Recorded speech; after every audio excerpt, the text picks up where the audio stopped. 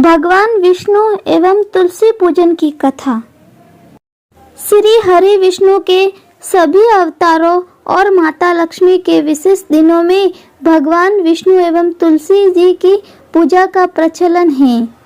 जानकी या सीता जयंती, रुक्मिणी जयंती, राधा जयंती पर भी तुलसी जी का विष्णु जी के साथ विशेष पूजन किया जाता है। गुरुवार, रविवार और एकादशी के दिन तुलसी जी की विष्णु जी के साथ विशेष पूजा होती है। इन दिनों में माता तुलसी व्रत रखती हैं। तुलसी जी से जुड़ी एक कथा बहुत प्रचलित है। श्रीमद् देवी भागवत पुराण में इनके अवतरण की दिव्य लीला कथा भी बनाई गई है।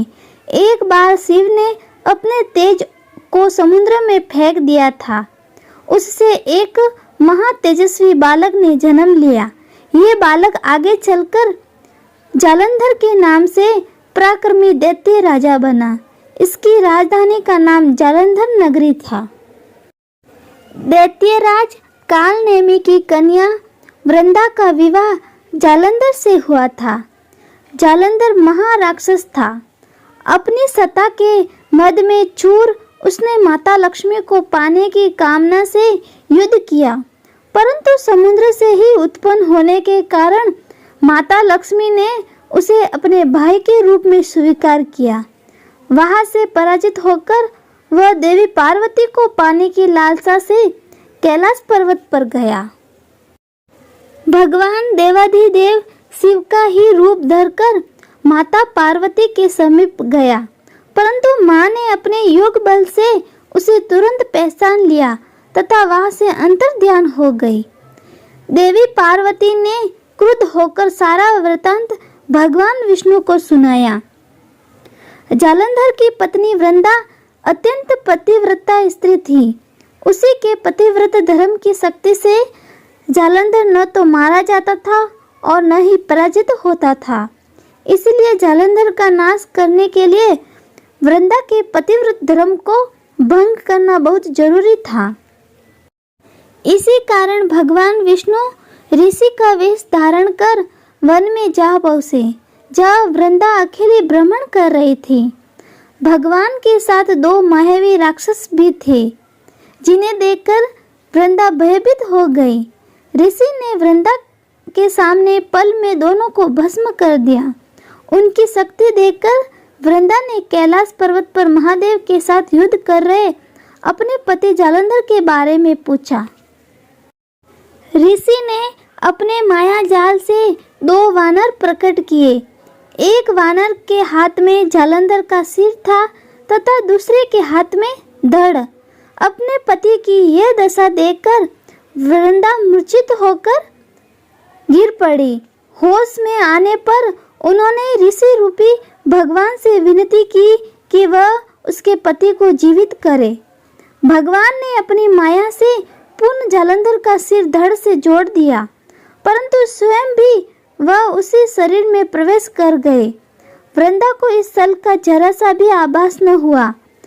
जालंधर बने भगवान के साथ वृंदा पतिव्रता का व्यवहार करने लगी, जिससे उसका सतीत्व भंग हो गया। ऐसा होते ही वृंदा का पति जालंधर युद्ध में हार गया। इस सारी लीला का जब वृंदा को पता चला तो उसने क्रुद्ध होकर भगवान विष्णु को शिला होने का श्राप दे दिया तथा स्वयं सती हो गई। जहाँ वृंदा भस्म हुई थी वहाँ तुलसी का पौधा उगा। भगवान विष्णु ने वृंदा से कहा, हे वृंदा, तुम अपने सतीत्व के कारण मुझे लक्ष्मी से भी अधिक प्रिय हो गई हो। अब तुम तुलसी के रूप में सदा मेरे साथ रहूंगी। जो मनुष्य भी मेरे शालिग्राम रूप के साथ तुलसी का विवाह करेगा, उसे इस लोक और परलोक में विपुल यश प्राप्त होगा। जिस घर में तुलसी होती है वहाँ यम के दूत भी असमय नहीं जा सकते। गंगा व नर्मदा के जल में स्नान तथा तुलसी का पूजन बराबर माना जाता है।